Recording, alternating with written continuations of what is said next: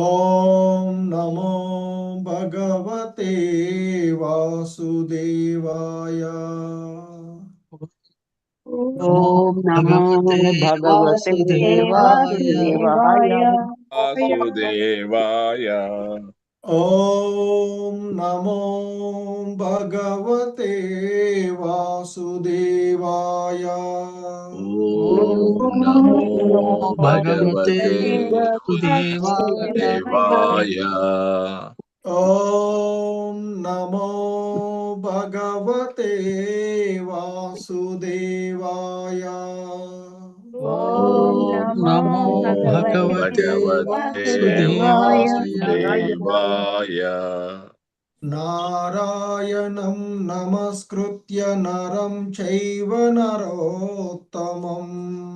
నారాయణం నమస్కృత్య నరం చైవ నరోత్తమం. దేవీం సరస్వతిం వ్యాసం తతో జయముదీరయేత్. సరస్వతి వ్యాసతో జయముదీరయేత్. నష్టప్రాయేష్వభద్రేషు నిత్యం భాగవత సేవయా.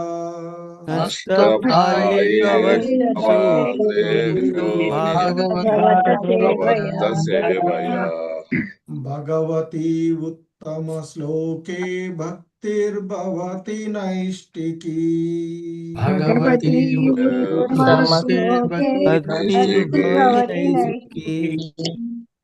హరే కృష్ణ. సో ఈరోజు శ్రీమద్ భాగవతం క్లాస్ కి అందరికీ కూడా ఇస్కాన్ శ్రీ శ్రీ రాధా గోవింద ఆలయం మంగళూరు కర్ణాటక తరఫు నుండి స్వాగతం, సుస్వాగతం. సో ఈ నిత్యం భాగవత సేవలో మనము శ్రీమద్ భాగవతము 4వ స్కందము 10వ అధ్యాయము ఈరోజు 2, 3, 4 శ్లోకాలను ఇస్కాన్ సంస్థాపక ఆచార్యులైనటువంటి శ్రీల ప్రభుపాదుల వారి యొక్క వివరణం ద్వారా ఈ శ్లోకాలను అవగాహన చేసుకోవడానికి ప్రయత్నం చేద్దాము. హరే కృష్ణ. హరే కృష్ణ ప్రభుజీ, ప్రణామాలు. హరే కృష్ణ.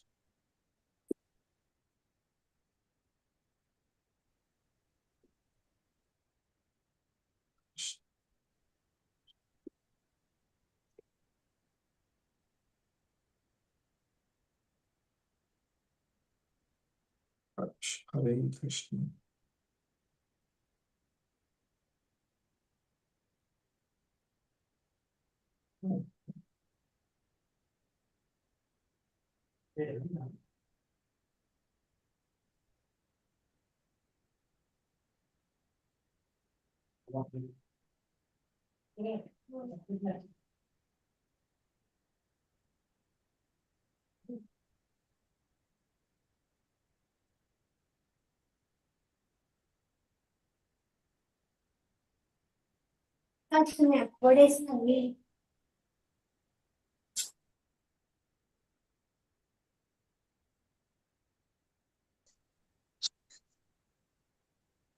హరే కృష్ణ.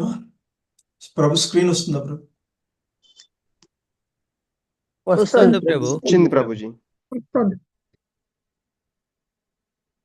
సో శ్రీమద్ భాగవతము 4వ స్కందము 10వ అధ్యాయమైనటువంటి యక్షులతో ధ్రువుని యుద్ధము అనేటువంటి ఈ అధ్యాయము. సో ఇందులో ఈరోజు 2వ శ్లోకము. హరే కృష్ణ.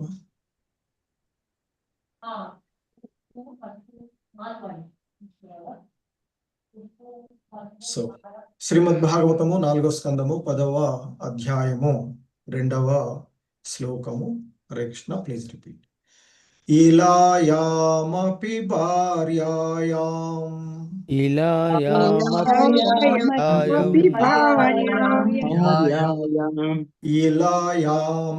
భార్యాయాం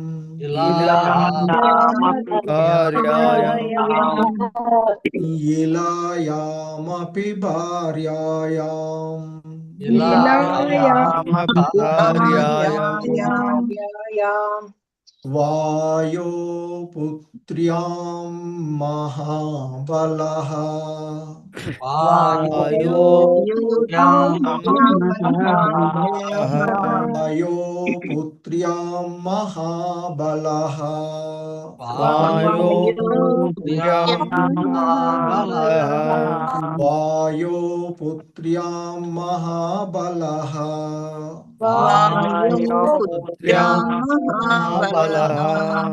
పుత్రముత్కలనామానాం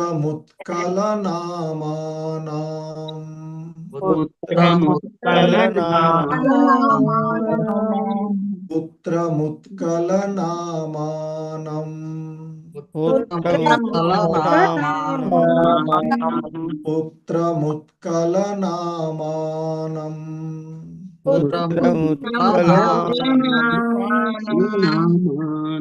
యోషిద్రత్నమజీజనత్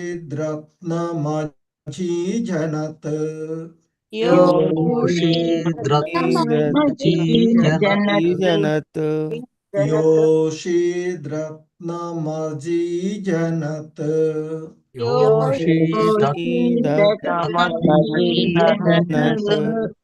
యోషిద్రత్నమజీజనత్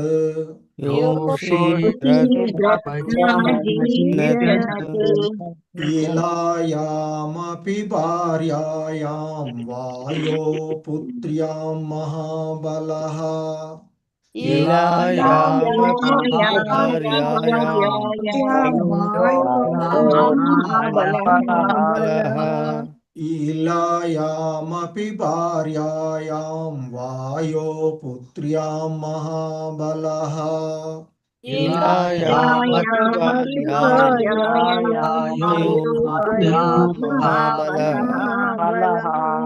పుత్రముత్కలనామానం యోషిద్రత్నమజీజనత్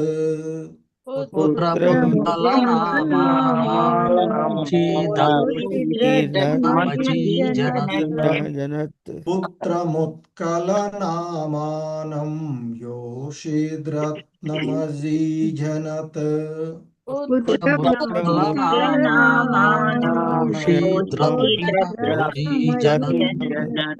ఇలయామపి భార్యాయాం వాయో పుత్ర్యాం మహాబలః పుత్రముత్కలనామానం యోషిద్రత్నమజీనత్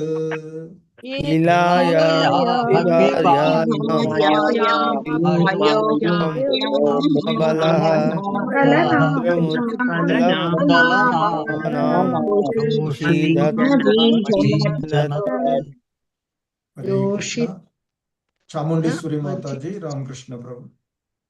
హరే కృష్ణ ప్రభు ప్రణామాలు.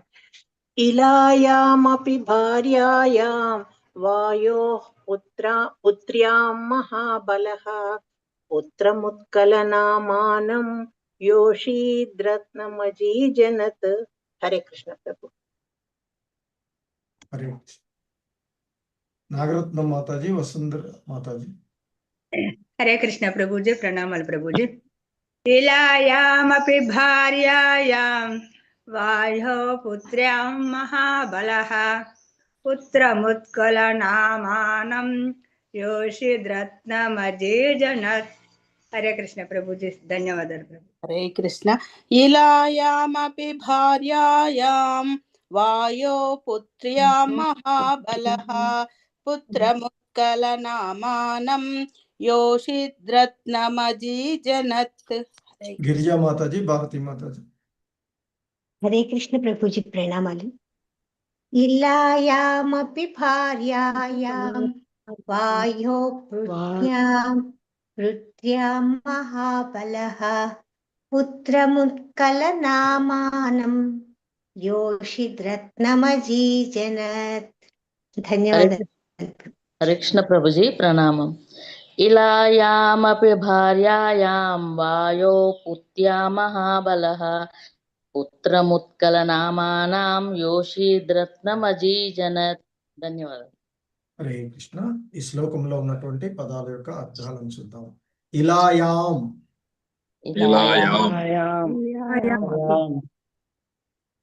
ఇలా నామము కలిగిన భార్య ఇలా నామము కలిగిన భార్య అపి అపి కూడా కూడా భార్యాయాం భార్యాయాం భార్యాయాం తన పత్ని తన పత్ని వాయోః వాయువు వాయుదేవుని యొక్క వాయుదేవుని యొక్క పుత్ర్యాం పుత్ర్యాం తనయా తనయా మహాబలః మహాబలః మహాబలుడగు ధ్రువుడు మహాబలుడగు పుత్రం పుత్రం పుత్రుని పుత్రుని ఉత్కల ఉత్కలుడు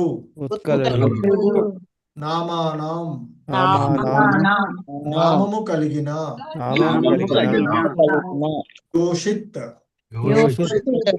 స్త్రీ రత్నం రత్నమును అజీజనత్ బడిసెను. హరే కృష్ణ. భావము బై శ్రీల ప్రభుపాద. మహాబలుడగు ధ్రువుడు ఇలా నామధేయురాలగు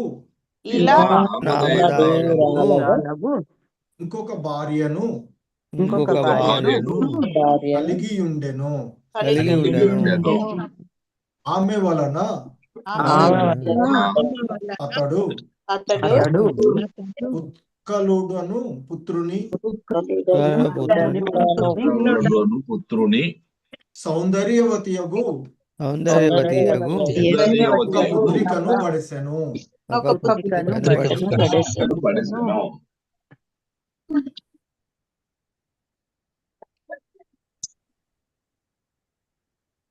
శ్రీమద్ భాగవతము 4వ స్కందము 10వ అధ్యాయము 3వ శ్లోకము. హరే కృష్ణ. Please read. ఉత్తమస్తత్కృతో ద్వాహో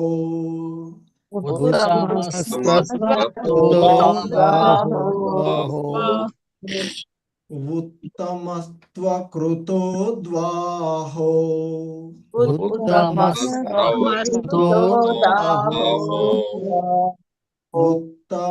ఉత్తమస్త్వకృతో ద్వాహో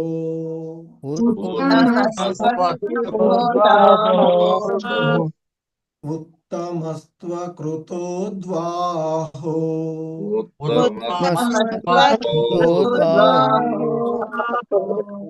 మృగయాయాం బలీయసా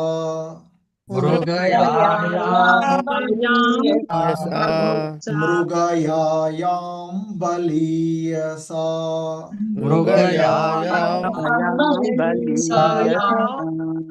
మృగయాయాం బలీయసా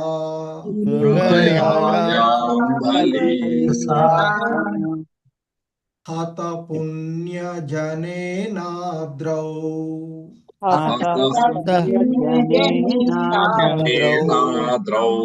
అత పుణ్యజనేనాద్రౌ అత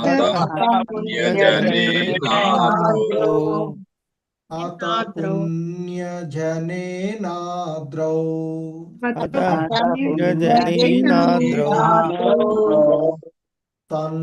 తన్మాతాస్య గతిం గతా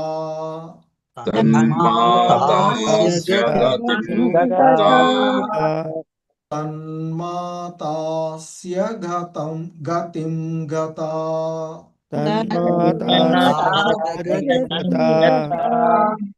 తన్మాతాస్య గతిం గతా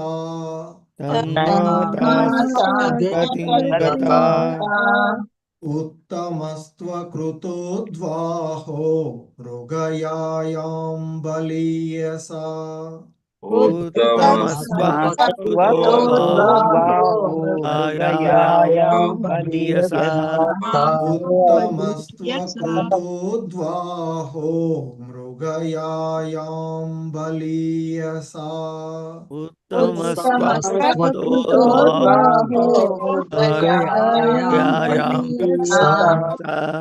హత పుణ్యజనేనాద్రౌ తన్మాతాస్య గతిం గతా హత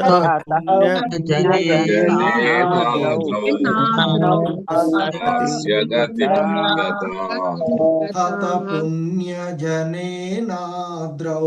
తన్మాతాస్య గతిం గతా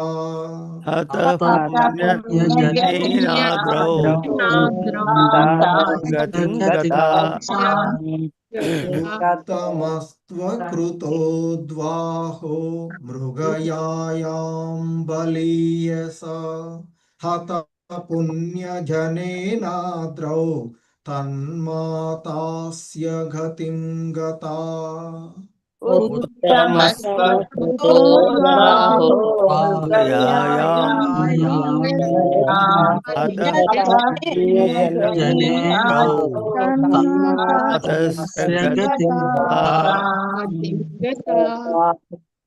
సూర్యప్రకాశ్ ప్రభు, భక్తవత్సల మురారిదాస్ ప్రభు.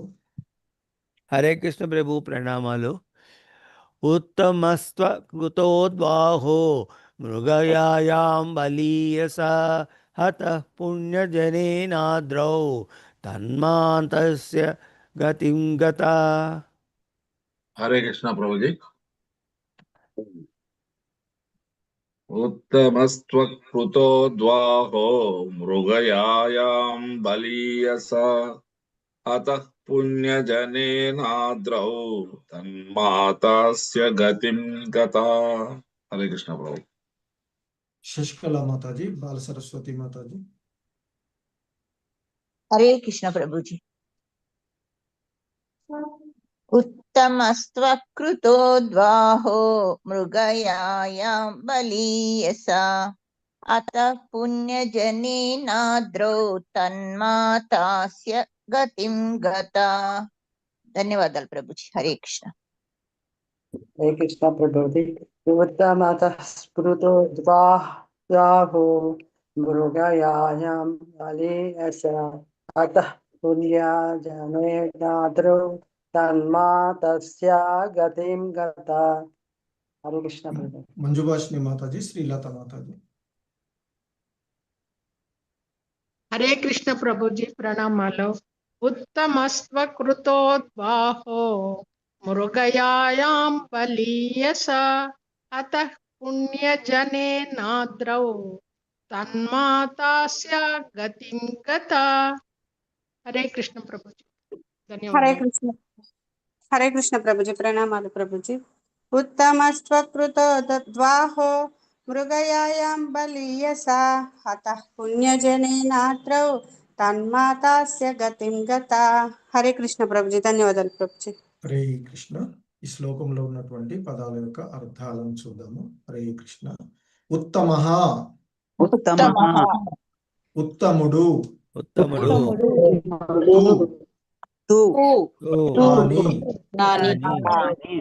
అకృత ఉద్వాహః అవివాహితుడు, మృగయాయాం వేటకై వెడలి, బలీయసా బలవంతుడగు, అతః చంపబడెను, పుణ్యజనేన ఒక యక్షునిచే, అద్రౌ హిమాలయములపై,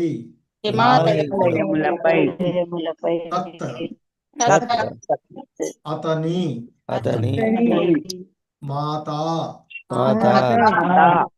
తల్లి చురిచి, అస్య తన కుమారుని గతిం గతి గత గత పట్టెను. పట్టెను. హరే కృష్ణ. భావము: ధ్రువుని అనుంగ సోదరుడగు ధ్రువుని అనుంగ సోదరుడగు ఉత్తముడు ఒకమారు వేటకు వెడలి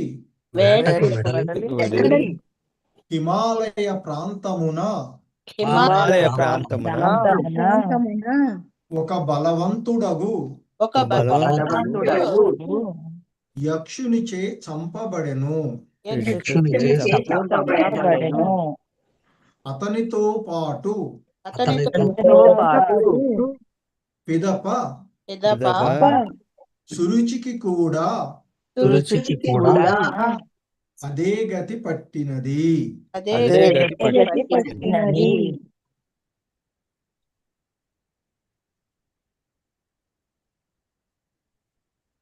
శ్రీమద్భాగవతము 4వ స్కందము 10వ అధ్యాయము 4వ శ్లోకము.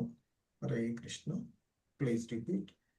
ధ్రువో భ్రాతృవదం శ్రుత్వా ధ్రువో భ్రాతృవదం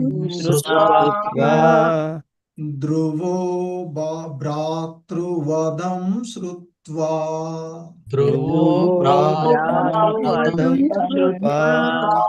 ధ్రువో భ్రాతృవదం శ్రుత్వా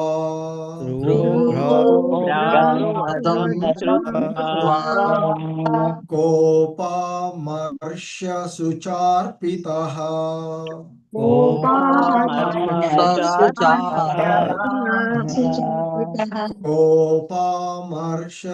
కోపమర్షసుచార్పితః కోపమర్షసుచార్పితః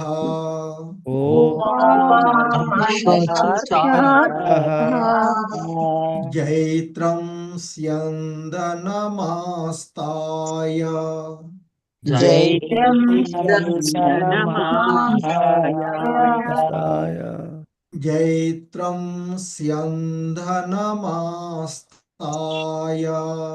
జైత్రం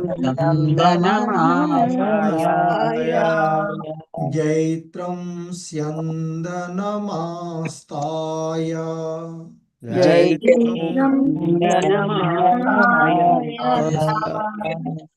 గత పుణ్యజనాలయం గత పుణ్యజనాలయం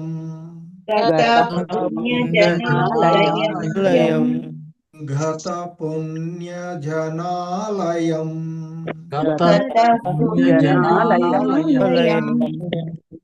ధ్రువో భ్రాతృవదం శ్రుత్వా కోపమర్షసుచార్పితః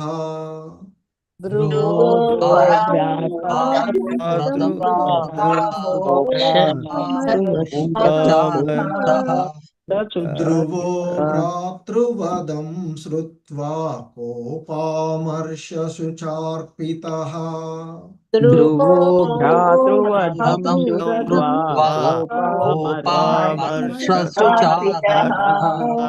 జైత్రం స్యందనమాస్తాయ గత పుణ్యజనాలయం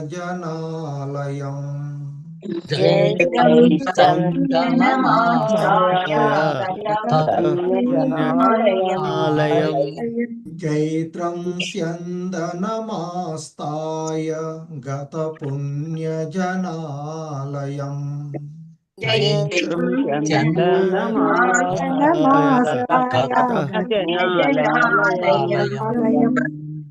ధ్రువో భ్రాతృవదం శ్రుత్వా కోపమర్షసుచార్పితః జైత్రం స్యందనమాస్తాయ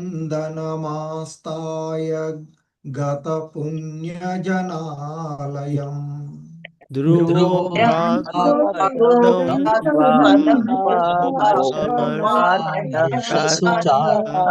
జైత్రం స్వందనమాలయం. జయప్రద మాతాజీ, నీరజ మాతాజీ. హరే కృష్ణ ప్రభు.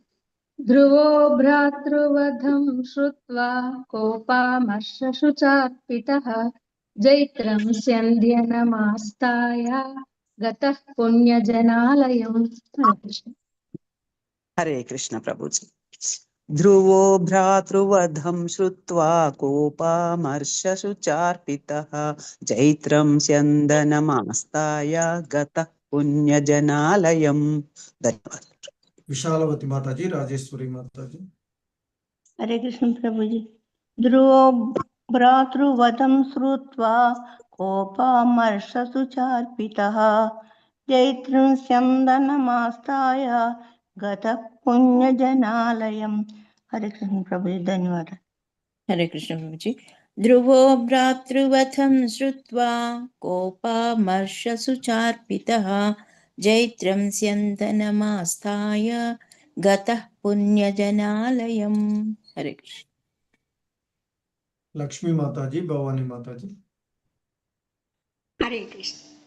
ధ్రువో భ్రాతృవధం శ్రుత్వా కోపమర్షశుచార్పితః జైత్రం స్యందనమాస్తాయ గతః పుణ్యజనాలయం.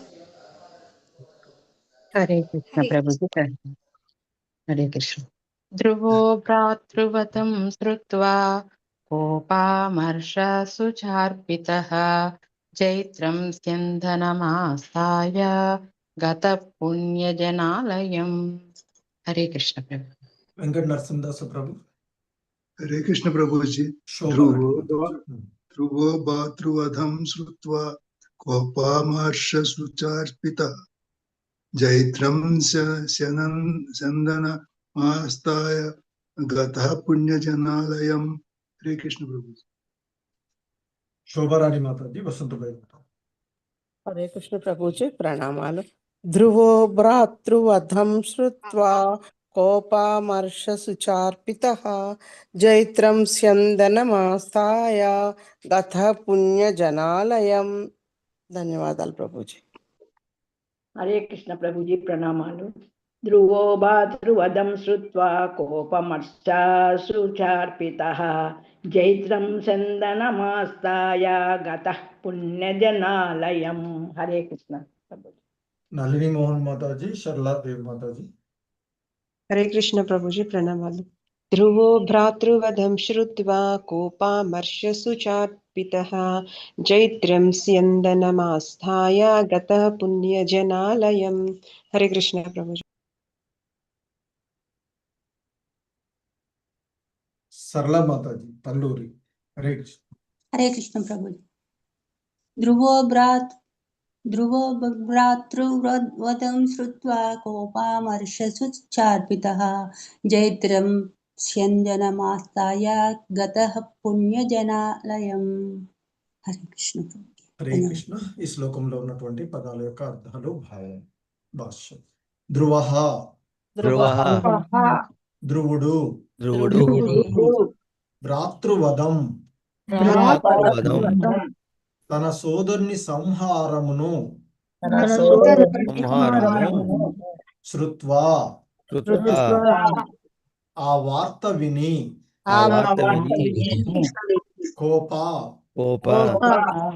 కోపము.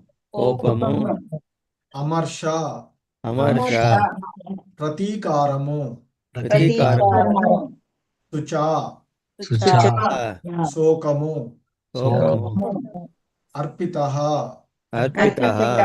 నిండిన వాడై. జైత్రం, జయప్రదమగు. స్యందనం, రథము. ఆస్తాయ,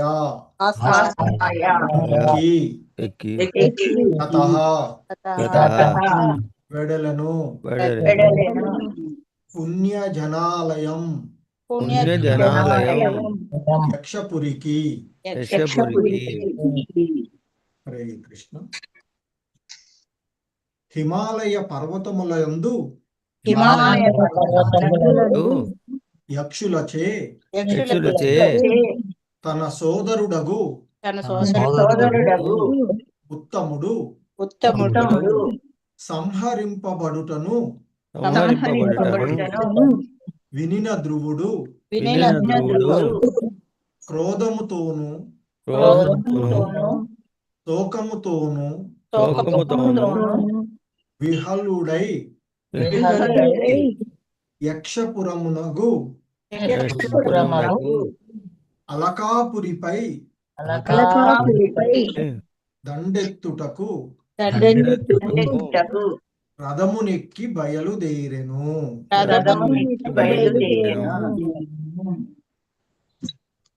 శ్రీనివాస సేవిక. హరే కృష్ణ ప్రభుజీ. ప్రణామాలు ప్రభుజీ. భాష్యం బై శ్రీల ప్రభుపాద్ కీ జై. ధ్రువుడు క్రోధితుడగు అగుట, శోక విహలుడగుట, శత్రువులను ద్వేషించుట అనునవి అతని భక్త స్థితికి పొసగని విషయములు కావు. భక్తునికి కోపం రాకూడదు, అతనికి ద్వేషం ఉండకూడదు. అతడు శోకించరాదనడి భావన అపార్థం మాత్రమే. ధ్రువుడు ప్రపంచమునకు చక్రవర్తి. తన సోదరుడు అమర్యాదగా చంపబడినప్పుడు హిమాలయం నందలి యక్షులపై ప్రతీకారం తీర్చుకొనుట అతని కర్తవ్యము. ధన్యవాదాలు ప్రభుజీ. హరే కృష్ణ. హరే కృష్ణ. సో ఇవి ఈరోజు ఈ శ్లోకానికి సంబంధించినటువంటి అంశాలు. హరే కృష్ణ. జగద్గురు శ్రీల ప్రభుపాద్ కీ జై. ఓం అజ్ఞానతిమిరాంధస్య జ్ఞానాంజనశలాకయా చక్షుర్మిలితం యేన తస్మై శ్రీ గురవే నమః. శ్రీచైతన్యమనోభీష్టం స్థాపితం యేన భూతలే స్వయం రూపః కదా మహ్యం దదాతి స్వపదాంతికం. వందేహం శ్రీగురు శ్రీయుతపదకమలం వైష్ణవాంశ. శ్రీరూపం సాగ్రజాతం సహగణ రఘునాథాన్వితం తం సజీవం సాద్వైతం సావధూతం పరిజన సహితం కృష్ణ చైతన్యదేవం శ్రీ రాధా కృష్ణ పాదాన్ సహగణ లలితా శ్రీ విశాఖాన్వితాంశ. నమా ఓం విష్ణుపాదాయ కృష్ణ ప్రేష్టాయ భూతలే శ్రీమతే భక్తి వేదాంత స్వామినితి నామిని. నమస్తే సారస్వతే దేవే గౌరవాణి ప్రచారిణి నిర్విశేష శూన్యవాది పాశ్చాత్యదేశ తారిణి. నమో మహావదన్యాయ కృష్ణ ప్రేమ ప్రదాయతే కృష్ణాయ కృష్ణ చైతన్య నామ్నే గౌరిత్విషే నమః. హే కృష్ణ కరుణా సింధో దీనబంధు జగత్పతే గోపేశ గోపికా కాంత రాధా కాంత నమోస్తుతే. తప్త కాంచన గౌరాంగి రాధే వృందావనేశ్వరి వృషభానుసుతే దేవి ప్రణమామి హరిప్రియే. వాంఛాకల్పతరుభ్య చ కృపా సింధుభ్య ఏవ చ పతితానాం పావనేభ్యో వైష్ణవేభ్యో నమో నమః.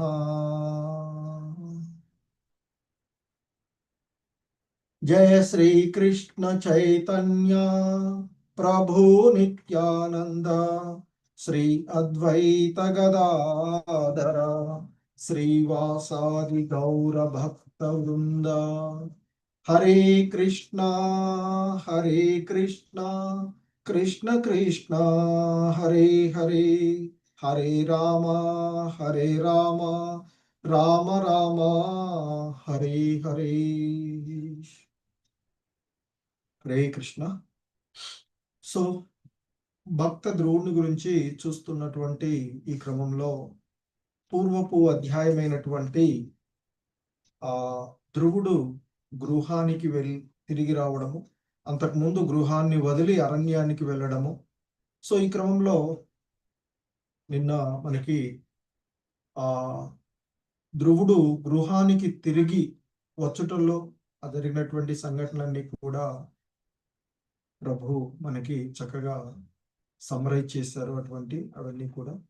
సో అదే క్రమంలో ఇక ఎప్పుడైతే ఉత్తానపాద మహారాజు, భూమండలానికి చక్రవర్తిగా ఉన్నటువంటి ఉత్తానపాద మహారాజు ఆత్మోద్ధరణ గురించి, ఈ లౌకికమైనటువంటి కర్మల నుండి విముక్తుడై ఆ వనానికి వెళ్ళిపోవడము జరిగినటువంటిది. సో అంటే ఇంతకుముందు చెప్పుకోబడినట్లుగా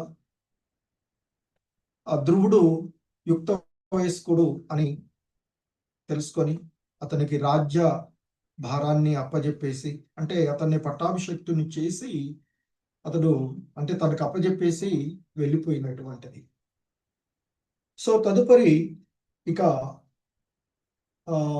ధ్రువుడి యొక్క చరిత్రలో చూస్తూ ఉన్నట్లయితే మైత్రేయుడు ఇంకా కొనసాగిస్తూ చెప్తూ ఉన్నటువంటి అంశం, ఓ విదురా, మరి ఉత్తానపాదుడు ఆ విధంగా ఆ రాజ్యాన్ని వదిలి ఆ వనానికి వెళ్ళిన తదనంతరము మరి ధ్రువుడు శిశుకుమార ప్రజాపతి అయినటువంటి ఆయన యొక్క పుత్రిక అయినటువంటి భ్రమిని వివాహమాడి అని, ఆమె వలన కల్పము వత్సరము అనేటువంటి ఇరువురు పుత్రులను పొందారు అనేటువంటిది అంతకుముందు శ్లోకంలో చూసినటువంటిది. ఎందుకంటే ఆత్మ సాక్షాత్కారానికై ఉత్తానపాదుడు గృహమును వీడి వెళ్ళిన తదుపరి, అంటే అప్పుడు ఎట్లా అంతకుముందు ధ్రువుడు తండ్రి యొక్క సింహాసనాన్ని అధిష్ఠించి ఉన్నాడు. మరి దీన్ని బట్టి ఇక్కడ చెప్తుంది ఏంటంటే, ఆయన వెళ్ళాడు అని చెప్పిన తర్వాత ఇక్కడ విదురుడు అంటే ఇక్కడ ధ్రువుడుకి వివాహము అవుతూ ఉంది అని చెప్పబడుతుంది. అంటే ఉత్తానపాదుడు ఈ వయసులో సురుచి ద్వారా ఉండి ఇంద్రియ భోగతో కలిగి ఉన్నప్పటికీ కూడా తదుపరి ధ్రువుడు గృహాన్ని వీడిన తర్వాత అతడు నిరంతరం కూడా అతని యొక్క ధ్యాసలోనే ఉండు తాను చేసిన దానికి పశ్చాత్తాపడుతూ, ఆ తర్వాత ధ్రువుడు వచ్చిన తర్వాత అతనితో ఉండి సాంగత్వం వలన అతడు ఇక ఈ భౌతికమైనటువంటి బంధాలు, ఈ గృహ మేదిగా కాకుండా సాధారణమైనటువంటి గృహస్థుల్లాగా తాను ఆత్మశుద్ధి కోసం, ఎందుకంటే ఎన్నెన్నో జన్మల తదుపరి లభించినటువంటి మానవ జన్మ యొక్క దీన్ని సార్థకం చేసుకోవడానికి ఇంకా ఆ గృహంలోనే పడి ఉండి, ధ్రువుడు పెళ్లి కావాలి, పెళ్లి అయినాక మన వాళ్ళు ఇప్పుడు ఎలాగైతే మనకు అనిపిస్తూ ఉంటుంది, వివాహం చేసి వాళ్ళ పిల్లలు చూడాలి, వాళ్ళ పిల్లలు చూడాలి, అలా అనేటువంటిది లేకుండా ఉత్తానపాదుడు ఎలా అంటే ఒక గృహ సంబంధంలో గృహస్థులుగా ఉన్నా మనం ఏ విధంగా ఉండాలి అనేటువంటిది, నేను చేయకపోతే ఇంకెవరు చేయలేదు. ప్రతి జీవుడు కూడా స్వతంత్రంగా తనను తాను ఉద్ధరించుకొని ఆ భగవంతుని యొక్క అంశాలుగా ఉన్నటువంటి వాడు. సో కనుక మరి ఇక్కడ ఉత్తానపాదుడు ధ్రువుడికి వివాహం చేయాలి, తర్వాత ఇంకా అలాంటివంటి మమకారాలపైన ఏమి లేకుండా తను ధ్రువుడికి రాజ్యాన్ని అప్పజెప్పేసి అతడు వనానికి వెళ్ళినటువంటిది. ఆ తదుపరి రాజ్య పరిపాలన చేస్తూనే ధ్రువుడు వివాహం చేసుకున్నటువంటి విషయం మనకి తెలుస్తూ ఉంది. ఆ క్రమంలోనే ఆయనకు భ్రమిని అనేటువంటి ఆవిడ ద్వారా కల్పము వత్సరము అనేటువంటి ఇరువురు పుత్రులను పొందినటువంటి తదుపరి ఇంకా చెప్తూ ఉన్నారు. అంటే ఆయనకు రెండో భార్య కూడా ఉన్నట్లుగా ఇక్కడ ఈ శ్లోకాన్ని బట్టి చెప్తూ ఉన్నటువంటిది మహారాజుకి, ధ్రువ మహారాజుకి. సో ఇక్కడ మనకి చెప్పబడుతున్నటువంటి ఇలాయామపి భార్యాయాం వాయో పుత్ర్యాం మహాబలః పుత్రముత్కలనామానం యోషిద్ రత్నమజీజనత్. సో ఇక్కడ ఆ మహాబలుడైనటువంటి ధ్రువుడు ఇలా నామధేయురాలైనటువంటి ఆ వాయుదేవుని యొక్క తనయను ఇంకొక భార్యగా కలిగి ఉన్నాడు అనేటువంటిది ఇక్కడ చెప్పబడుతూ ఉన్నటువంటి. సో మరి ఆ ధ్రువుని యొక్క ఇంకొక భార్య అయినటువంటి ఆ ఇలా పేరు కలిగినటువంటి ఆమె ద్వారా ధ్రువుడు ఉత్కలుడు అనేటువంటి పుత్రుణ్ణి మరియు సౌందర్యవతి అయినటువంటి మరొక పుత్రికను ఆయన కలిగి ఉన్నారు అనేటువంటిది ఇక్కడ చెప్పబడుతూ ఉన్నటువంటి. సో ధ్రువుడి యొక్క ఇద్దరు భార్యలుగాను, సో వారిలో మొదటి భార్య అయినటువంటి ఆ భ్రమికి ఇద్దరు, కల్పము వత్సరము అనేటువంటి ఇరువురు, అలాగే ఇక్కడ ఇలా అనేటువంటి నామం కలిగినటువంటి మరొక భార్య ద్వారా ధ్రువుడు మరి ఒక పుత్రుణ్ణి, ఒక సౌందర్యవతి అయినటువంటి పుత్రికను కలిగి ఉన్నాడు అనేటువంటిది ఇక్కడ చెప్పబడుతూ ఉన్నటువంటి అంశం. సో ఇక ఆ విధంగా అతడు ఎందుకంటే భగవంతుడి చేత ఆశీర్వదించబడినటువంటిది మరి భౌతికమైనటువంటి లౌకిక ఆధ్యాత్మికమైనటువంటి వరాలు అతడు పొంది ఉన్నటువంటిది. సో కనుకనే ఈ సాధారణమైనటువంటి జీవన విధానాన్ని ఉండి అలాగే 36,000 సంవత్సరాలు ఈ భూమండలాన్ని పరిపాలించమని అతనికి ఇవ్వబడినటువంటిది.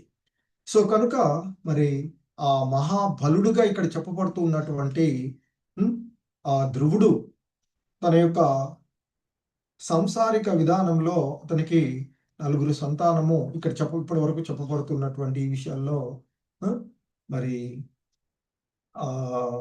కల్పము వత్సరము అనేటువంటి ఇరువురు, అలాగే మరి ఉత్కలుడు మరియు ఒక సౌందర్యవతి అయినటువంటి రత్న సౌందర్యవతి అయినటువంటి మరొక పుత్రికను అతడు పొంది ఉన్నటువంటి విషయాన్ని చెప్తూ ఉన్నారు.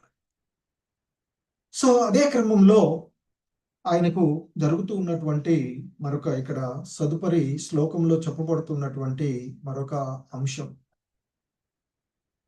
ఉత్తమస్త్వకృతోద్వాహో మృగయాయాం బలీయసా హత పుణ్యజనేనాద్రౌ తన్మాతస్య గతిం గతః. సో ఆ కాలక్రమంలో ఇక్కడ చెప్పబడుతూ ఉన్నటువంటి ఏంటంటే మరి ధ్రువుడి యొక్క సవతి తల్లి యొక్క పుత్రుడైనటువంటి ఆ అనుంగ సోదరుడైనటువంటి ఆ ధ్రువుని యొక్క సహోదరుడైనటువంటి ఇంకనూ వివాహం కాకుండా ఉన్నటువంటి ఆ ఉత్తముడు ఒకసారి వేటకు వెళ్ళి ఆ వేటకు వెళ్ళినటువంటి సందర్భంలో హిమాలయ ప్రాంతాన ఒక బలవంతుడైనటువంటి యక్షుని చేత అతడు సంహరింపబడ్డాడు అంటూ చెప్తున్నారు.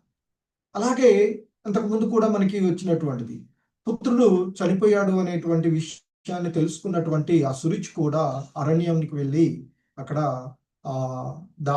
అరణ్యాగ్నిలో ఆమె కూడా మరణించినది అని చెప్తుంటారు. సో అలాగే ఇక్కడ చెప్తున్నటువంటి ధ్రువుని యొక్క సహోదరుడైనటువంటి ఉత్తముడు ఇంకా వివాహం కాకుండా ఉన్నటువంటి ఆ అవివాహితుడు అయినటువంటి ఆ ఉత్తముడు వేటకు వెళ్ళినటువంటి సందర్భంలో హిమాలయ ప్రాంతంలో ఒక బలవంతుడైనటువంటి యక్షుని చేత చంపబడ్డాడు అని చెప్తున్నారు. అతనితో పాటుగా తదుపరి వెళ్ళినటువంటి సురుచి కూడా ఆ అరణ్యంలో ఆమె కూడా మరణించినది అంటూ చెప్తూ ఉన్నటువంటి. సో ఇక ఈ సంఘటన ఎప్పుడైతే ధ్రువుడు తన అనుంగ సోదరుడైనటువంటి ఆ ఉత్తముడు యక్షుని చేత, ఒక బలవంతుడైనటువంటి యక్షుని చేత చంపబడ్డాడు అని తెలుసుకున్న తర్వాత అతనిలో కలిగినటువంటి విషయాలను తదుపరి మనకి ఈ శ్లోకంలో చెప్పబడుతూ ఉన్నాయి. ధ్రువో భాతృవ్రదం శ్రుత్వా కోపామర్షసు చార్పితః జైత్రం స్యందనం ఆస్తాయ గత పుణ్యజనాలయం. సో ఎప్పుడైతే ధ్రువుడు హిమాలయ ప్రాంతంలో ఆ యక్షుడు, ఒక బలమైనటువంటి యక్షుని చేత తన సోదరుడైనటువంటి ఉత్తముడు సంహరింపబడ్డాడు అని వినినటువంటి ధ్రువుడు క్రోధముతోనూ శోకముతోనూ విహలుడై యక్షపురమగు అలకాపురిపై దండెత్తుటకు రథమునెక్కి బయలుదేరెను అంటూ చెప్పబడుతూ ఉన్నటువంటిది ఇక్కడ. సో ముఖ్యంగా ఈ మరి ఆ హిమాలయ ప్రాంతాల్లో యక్షులు ఉన్నటువంటి యక్షుడు అంతకుముందు కూడా మనకి శివుని ఒక స్థానం దగ్గరికి వెళ్ళేటువంటి సమయంలో అలకాపురి అవన్నీ వాటి యొక్క వర్ణన మనము భాగవతంలో ఇంతకు ముందు అధ్యాయాలలో విన్నటువంటిది. మరి ఆ ప్రాంతాల్లో ఉన్నటువంటి యక్షులు, ఒక యక్షుడు బలగర్వం చేత సాధారణంగా వేటకు వెళ్ళినటువంటి, వాళ్ళకేమీ హాని కలిగించకుండా ఉన్నటువంటి ఉత్తముణ్ణి సంహరించినటువంటి విషయాన్ని విన్నటువంటి ధ్రువుడికి క్రోధము కలిగినటువంటిది చెప్తూ ఉన్నారు. ఎందుకంటే మరి అక్కడ ఉత్తముడు వారిపైన దండెత్తడానికి వెళ్ళలేదు. సో కనుక మరి ఆ విషయాన్ని సాధారణంగా వేటకై అరణ్యానికి వెళ్ళినట్టు మాదిరిగానే ఆ హిమాలయ ప్రాంతాలకు వేటకు వెళ్ళినటువంటి ఆ ఉత్తముణ్ణి బలం చూసుకొని బలగర్వంతో అతడు సంహరించినటువంటిది. అది వినినటువంటి ధ్రువుడికి కోపం కలిగింది. అలాగే మరి ఈ లౌకికమైనటువంటి విషయాలలో ఇంకా ఆయనకి ఉన్నటువంటి వాడే కనుక, ఎందుకంటే భగవంతునికి భక్తియుతమైనటువంటి సేవలు ఉంచినప్పటికీ కూడా అతనికి ఇంకా 36,000 సంవత్సరాలు ఈ భూమండలాన్ని పరిపాలించి భౌతికమైనటువంటి సుఖాలను అనుభవించమని ఇవ్వబడినటువంటిది కనుక ఇంకా ఈ దేహపరమైనటువంటి సంబంధాలలోనే అతడు ఉన్నటువంటిది ఇంకా. సో కనుక మరి అతడికి క్రోధము మరియు ఒక పక్క శోకంతో విహలుడై మరి ఆ యక్షపురమైనటువంటి, యక్షుల యొక్క ఆవాసమైన స్థానమైనటువంటి యక్షపురమైనటువంటి ఆ అలకాపురిపై అతడు దండెత్తుటకు రథమునెక్కి, అదే ఈ మనకి అధ్యాయం పేరు కూడా యక్షులతో ధ్రువుని యుద్ధము. సో అతడు యుద్ధ సన్నద్ధుడై అలకాపురిపైన దండెత్తడానికి రథముని ఎక్కి బయలుదేరాడు అనేటువంటిది ఈ శ్లోకంలో చెప్పబడినటువంటి అంశం. అయితే ఇక్కడ శ్రీల ప్రభుపాదుల వారు భాష్యంలో చెప్తున్నారు, ధ్రువుడు క్రోధితుడగుట, శోక విహలుడగుట, శత్రువులను ద్వేషించుట ఎనునవి ఒక మహాభక్త స్థితికి పొసగని విషయాలేవి కావు. ఎందుకంటే మరి ధ్రువుడు భగవంతుడు చెప్పినట్లుగా తన యొక్క విద్యుక్త ధర్మాన్ని, తన ధర్మాన్ని నిర్వర్తించవలసినటువంటి ఒక భూమండలానికి చక్రవర్తిగా ఉన్నటువంటి వాడు. మరి కనుక ఆయన ఉత్తముడు అంటే తన సహోదరుడైన మరి ఆ భూమండలాన్ని అంతటికి కూడా, భూమండలం తన సహోదరుడైన ఎవరైనా తన యొక్క బిడ్డలాగా రక్షించవలసినటువంటి బాధ్యత ఉన్నటువంటిది. ఎలాగైతే భగవంతుడు తన భక్తులను రక్షించుకునేటువంటి బాధ్యత ఉంటుందో ఆ విధంగానే మరి తన రాజ్యంలో ఉన్నటువంటి ప్రజలందరినీ కూడా రక్షించవలసినటువంటి బాధ్యత ఒక చక్రవర్తిగా అతనికి ఉన్నటువంటి. కనుక మరి అకారణంగా తన రాజ్యంలో ఉన్నటువంటి ఒక వ్యక్తిని సంహరించిన, అందున సోదరుడే ఉత్తముడైనటువంటి సోదరుడిని మరి సంహరించినటువంటి. సో కనుకనే భక్తునికి ఇక్కడ కోపం రాకూడదు, అతనికి ద్వేషం ఉండకూడదు. అలాగే శోకించరాదు అనేటువంటి భావనలు అపార్థం అని చెప్తూ ఉన్నాను. ఎందుకంటే అవన్నీ ఉంటాయి, కానీ వాటికి కారణంగా వాటిని ఎంతవరకు ఉండాలో చెప్తూ ఉంటారు. అకారణంగా ఎవరిపైనా కోపం రావద్దు, అకారణంగా దేని గురించి శోకించకూడదు, అకారణంగా దేనిని ద్వేషించకూడదు. అది భక్తుడికి ఉండవలసింది. కానీ ఇక్కడ కారణం ఉన్నటువంటి కారణంగా మరి భక్తుడు కూడా కోపం రావచ్చు అని. ఎందుకంటే చైతన్య మహాప్రభుల వారే తన భక్తుడిని గాయపరిచినప్పుడు కోపం వస్తుంది. మరి ఇవన్నీ కూడా అది అంటే అలా ఉండకూడదు అన్నిటిలో అనేటువంటిది ఒక అపార్థం మాత్రమే అని చెప్తున్నాను.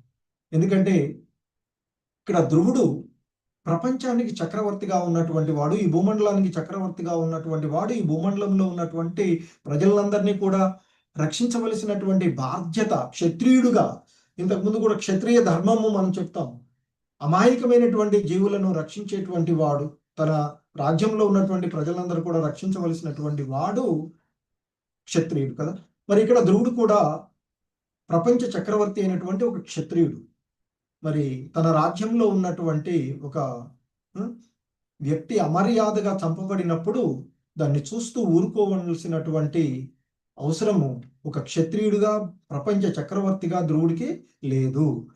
కనుకనే తన సోదరుడైనటువంటి ఆ ఉత్తముడు అమర్యాదగా చంపబడినప్పుడు అతడు హిమాలయంలో ఉన్నటువంటి యక్షులపై ప్రతీకారం తీర్చుకోవాలి అనుకోవటంలో అతనికి ఎటువంటి ఆపేక్ష లేదు. అంటే ఇక్కడ మనం దాన్ని అంటే అతని యొక్క కర్తవ్యమే అది, దాన్ని ఏ విధంగానూ తప్పు పట్టవలసినటువంటి అవసరం లేదు అని ఇక్కడ చెప్పబడుతూ ఉన్నటువంటి అంశం. హరే కృష్ణ. జగద్గురు శ్రీల ప్రభుపాద్ కీ జై. సో ఇది ఈరోజు ఈ శ్లోకం నాకు శ్రీల ప్రభుపాదుల వారి యొక్క వివరణము. హరే కృష్ణ. ఒక్క నిమిషం మాతాజీ.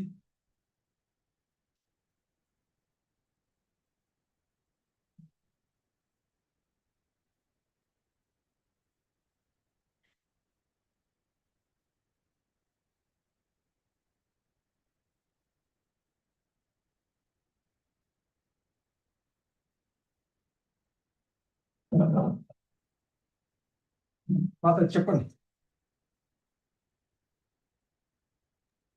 చాముండేశ్వరి మాతాజీ. చాముండేశ్వరి మాతాజీ.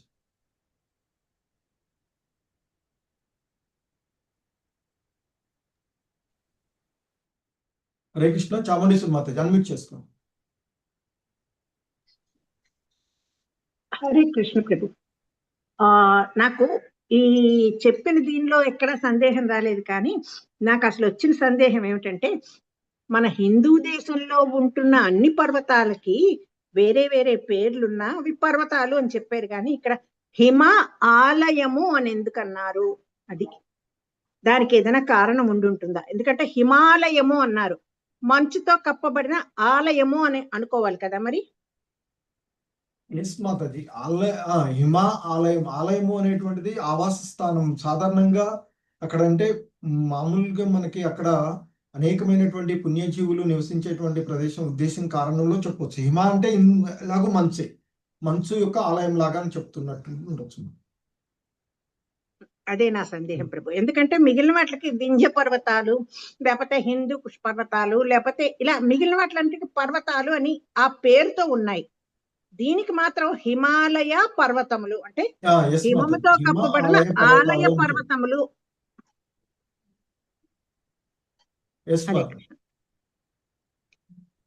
అంతే కదా ప్రభు? హరే కృష్ణ ప్రభు. ధన్యవాదాలు. అదొక్కటే సందేహం. అదే ప్రభుజీ. మాతాజీ కొంచెం ఇంకా కొంచెం కన్ఫర్మేషన్ కొరకు అంతా వేదభూమి అంటారు ప్రభుజీ. అంతా ఇప్పుడు హరిద్వార్ నుంచి హోలీ ప్లేసెస్ స్టార్ట్ అవుతాయి, రిషికేశ్ అవన్నీ. అంటే హరిద్వారము ఆయన పాదాలు అనమాట, భగవంతుడి పాదాలు. ఇంకా అక్కడి నుంచి అంతా ఈ వేదభూమి అనమాట. మొత్తం ఆశ్రమాలు, ఋషులు వాళ్ళతో కూడింది కాబట్టి హిమ ఆలయము అయింది అని అనుకోవచ్చు ప్రభుజీ అని నేను అనుకుంటున్నాను. హరే కృష్ణ. అంటే మరి మిగిలిన హిందూ దేశం అంతా కూడా అలాగా ఆలయాలని రాలేదు పర్వతాలకి. మళ్ళీ వింధ్యకు కూడా పేరుంది కదా, వింధ్య పర్వతాలు కూడా మరి ప్రసిద్ధి చెందినవే కదా. ఒక రకంగా చెప్పాలంటే పార్వతీదేవి వింధ్యాచల నివాసిని అంటారు కదా. అంటే అవి మళ్ళీ దానికి మళ్ళీ ఆలయం అని రాలేదు, వింధ్య ఆలయ పర్వతాలు అని రాలేదు. రాలేదు మాతాజీ. ఇక్కడ టెంపుల్స్ అని కాదు, హోలీ ప్లేసెస్ ఎక్కువ ఉన్నాయి మాతాజీ. ఇప్పుడు నేపాల్ ఉంది, నేపాల్ మొత్తం హోలీ ప్లేసే. టోటల్ హిందూ కంట్రీ ఏదన్నా వరల్డ్ లో ఉంది అంటే నేపాల్ ఒక్కటే. నేపాల్ మొత్తం హిమాలయాలను కూర్చోయింది. టిబెట్, మానస సరోవర్ ఉంది. ఇలాగ పుణ్యక్షేత్రాలన్నీ అక్కడే ఉన్నాయి కాబట్టి అనుకోవాలి మాతాజీ. మిగతావి మీరు చెప్పినట్లుగా ఇప్పుడు నీలగిరీస్ ఉన్నాయి, అవి బ్లూయిష్ గా ఉంటాయని నీలగిరి చెట్లు ఎక్కువ పెరుగుతాయని కోవచ్చు అనమాట. అలా అలా వాటి పేర్లు అలా ఏర్పడ్డాయి, కానీ హిమాలయం ఇది కరెక్ట్. నీలగిరి అంటే నీలగిరి అంటే మనకి ఇది అదేంటి యూకలిప్టస్. అవును మాతాజీ, అదే నీలగిరి చెట్లు. అంటే మాతాజీ, ఆలయాలు అంటే సాధారణంగా కట్టబడినటువంటి ప్రదేశం అనే కాకుండా ఆలయము అంటే ఒక చైతన్యానికి, అంటే మనలో ఉండేటువంటి ఆ స్మృతిని తిరిగి తెలుసుకోవడానికి ఆవాసమైనటువంటి ప్రదేశం ఏదైనా కానీ ఆలయంగానే చెప్పబడుతూ ఉంటుంది మాతాజీ. అంటే ఒక రకంగా ఆలయం అంటే భగవంతుడు మనకి, అందుకనే హృదయాలయం అని కూడా పిలుస్తుంటాం. హృదయాన్ని కూడా హృదయాలయం కాబట్టి పవిత్ర స్థలము అనుకోవాలి. పవిత్ర స్థలము, భగవంతుడు మన కోసం వచ్చేటువంటి ప్రదేశాలు అని చెప్తూ ఉంటుంటారు. సో మన అంటే కృష్ణ చైతన్యం అంటే జనరల్ గా గౌడీ భావనలు ఏంటంటే ఆలయం అంటే కృష్ణ చైతన్య కేంద్రంగా చెప్తుంటారు. సో కాబట్టి ఆలయాలని అక్కడ అన్ని కూడా సాధారణంగా ఆధ్యాత్మికమైనటువంటి కేంద్ర ప్రదేశాలుగా ఉన్నటువంటివి కనుకనే వాటిని ఆ విధంగా పిలిచుండొచ్చు మాతాజీ పూర్వకాలం వాళ్ళు. హరే కృష్ణ ప్రభు, ధన్యవాదాలు.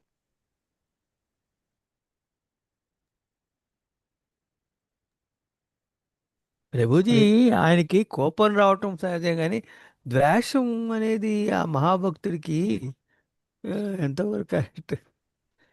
అదే అందులో రాసిన దాన్ని మనం అనకూడదు. కారణమైనటువంటి ద్వేషం ఉండకూడదు అని చెప్తారు. కారణం సంబంధమైనటువంటి ద్వేషాలు కోపంతో కదా మరి మిగిలిన ఫాలో అవుతాయి. అది ఎలా కోపం వచ్చింది అన్నప్పుడు అది వచ్చేస్తుంటే ఆటోమేటిక్. క్రోధాత్ భవతి. ఇంకోటి ఏంటంటే హిమాలయాలు అనేటువంటి ప్రదేశము అక్కడ సాధారణంగా ఉండవలసినటువంటిది ఏంది, ఇప్పుడు మీరు అన్నట్లుగా ఓకే, ఇంకా మీరు మాతాజీ కూడా సందర్భంగా అడిగినటువంటి ప్రదేశము అక్కడ ఏంటి, దయా శుద్ధి భక్తి వృద్ధి కలగాల్సినటువంటి ప్రదేశంలో, అందుకే పుణ్య జనాలయం అని చెప్పి పిలుస్తారు. అక్కడ ప్రదేశాన్ని కూడా యక్షపురి కూడా ఆయన వాడినటువంటి పదం కూడా మనకి ఉంది ఇక్కడ. ముఖ్యంగా అదొకటి కూడా శ్రీల ప్రభుపాదులు సరే మనకి ఇక్కడ అయిపోయింది. సో కాబట్టి అటువంటి ఆవాసంలో వాళ్ళు ఉండవలసినటువంటి వాళ్ళు అకారణంగా మామూలుగా మృగాలను వేటాడడానికి వచ్చినటువంటి ఒక వ్యక్తిని బలగర్వంతో సంహరించడం అనేటువంటిది సరైనటువంటిది కాదు. ఆ కారణంగానే అతనికి కోపం వచ్చింది అనేది చెప్పారు ఇక్కడ చెప్పబడి. సో కాబట్టి వారిపై దండెత్తడంలో అంటే అక్కడ ఆ ప్రదేశానికి అర్హుడు కాలినటువంటి వాళ్ళుగా ప్రవర్తించారు యక్షులు అనేటువంటిది కూడా భావంతో ఎత్తుండొచ్చు. ముందు ముందు వస్తుంది ప్రభు, ఇంకా మనకి వస్తుంది వాటి గురించి వివరణ. హరే కృష్ణ. రాజేశ్వరి మాతాజీ, భవానీ మాతాజీ. ప్రభుజీ హరే కృష్ణ. ప్రణామాలు ప్రభుజీ. ప్రభుజీ, ఆ యక్షులు, కిన్నెరులు, గంధర్వులు, కింపురుషులు వీళ్ళంతా ఊర్ధ్వలోకాల్లో ఉంటారు కదా ప్రభుజీ. అంటే వీళ్ళంతా సత్వగుణంలో ఉంటారు కదా ప్రభుజీ. అలాంటప్పుడు అలా ఎలా సంహరించారు ప్రభుజీ? స్వర్గం అనేం కాదు మాతాజీ, వీటికంటే మధ్య ప్రదేశాలు ఉంటాయి కొన్ని. ఇంకా వీటికి మధ్యలో కొన్ని లేయర్స్ లో కొంతమంది ఆవాసం ఉంటారు. మనకంటే కొంచెం హిమాలయాలు ఇప్పుడు వాటిపైన ఉండేటువంటి వాటిలో ఉన్నతమైనటువంటి ప్రదేశాల్లో వాళ్ళు ఉన్నటువంటిది. ఇప్పుడు అదే కదా కారణం, ఆ విధంగా ఉన్నటువంటి వారికి గర్వం వచ్చినటువంటి కారణంగా ఇతన్ని సంహరించినటువంటిది. ఆ విధంగా మీరు ఎలా ఉన్నారు కదా అన్నారు కదా, అలా ఉండకూడదు కనుకనే ధ్రువుడు ఇప్పుడు వారిపైకి దండయాత్ర జరుగుతూ ఉన్నట్టు.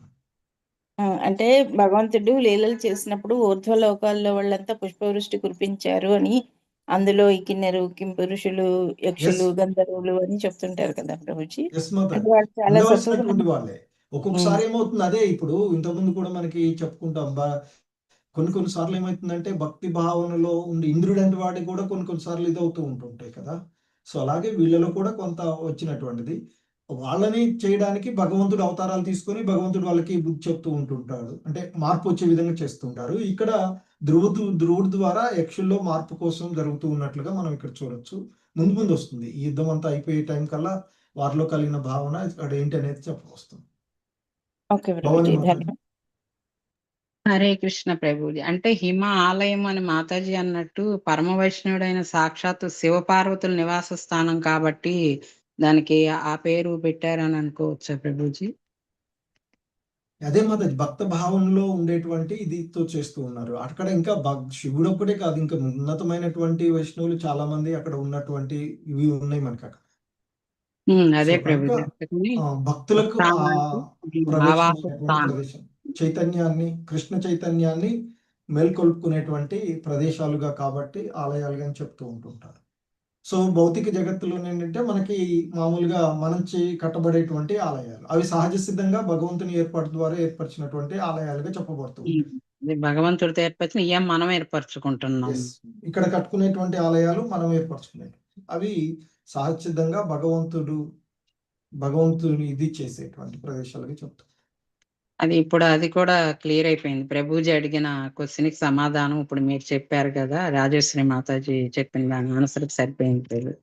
ఒక భక్తుడికి ఆ రకంగా ఎలా ఉంటుంది అన్నది నాకు అనిపించింది. హరే కృష్ణ. హరే కృష్ణ. ధన్యవాదాలు ప్రభుజీ. హరే. చంద్రావతి మాతాజీ. ప్రభుజీ యక్షులు ప్యూర్ అదే దేవగుణాలు వాళ్ళు కారం ప్రభుజీ, కొంచెం అసలు లక్షణాలు ఉంటాయి వాళ్ళకి. యక్షులు వీళ్ళ కిందికి వస్తారు ప్రభుజీ, అసురుల కిందికి అని చదివాను.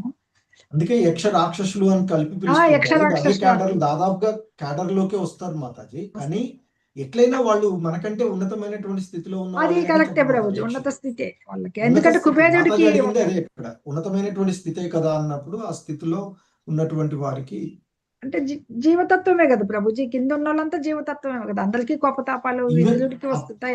బ్రహ్మ వరకు జీవతత్వాలే, తప్పదు. ఇవన్నీ ఆవేశాలు, యుద్ధాలు ఇవన్నీ తప్పవు కదా ప్రభుజీ వాళ్ళకి. హరే కృష్ణ. హరే కృష్ణ. అందరికీ ధన్యవాదాలు. ఇంకేం లేకపోతే ఎండ్ చేసేసుకుందాం ఇవాళకి. హరే కృష్ణ ప్రభు. హరే కృష్ణ ప్రభుజీ. ఓకే ప్రభు, ఎండ్ చేసేస్తాం. ఓకే ప్రభుజీ. హరే కృష్ణ ప్రభుజీ. హరే కృష్ణ. హరే కృష్ణ ప్రభుజీ. హరే కృష్ణ. వాంఛా కల్పతరుభ్యశ్చ ప్రభుజీ ప్రణామాలు కృపా ప్రభుజీ. ఏవ చ అందరికీ పతితానాం ప్రణామాలు, పావనేభ్యో ధన్యవాదాలు ప్రభు. వైష్ణవేభ్యో నమో నమః. శ్రీమద్ భాగవతానికి జై. హరే కృష్ణ మహామంత్రానికి జై. శ్రీల ప్రభుపాద్ కి జై. శ్రీ గురుదేవ్ కి జై. అనంత కోటి వైష్ణవ వృంద కి జై. హరే కృష్ణ. ధన్యవాదాలు ప్రభు. ధన్యవాదాలు ప్రభుజీ. ధన్యవాదాలు ప్రభుజీ. రోజుకో